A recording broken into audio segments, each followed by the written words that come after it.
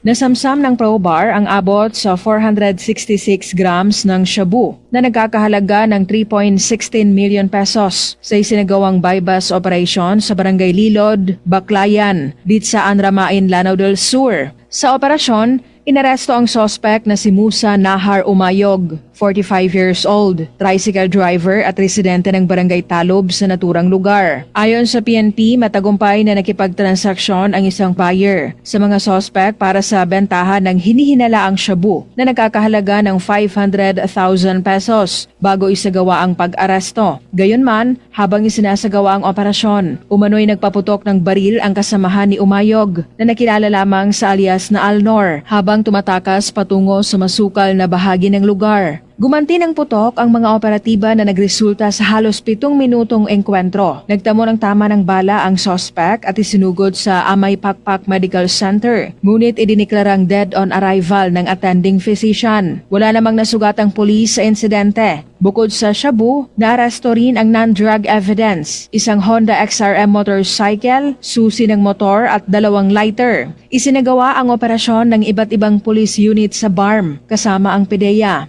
Pinuri naman ni Probar Regional Director, Police Brigadier General Christopher Abesha ang mga operatiba sa matagumpay na operasyon at tiniyak na magpapatuloy ang pinaigting na kampanya laban sa iligal na droga sa rehiyon. Rufa Mocalid, NBC, Bida Balita.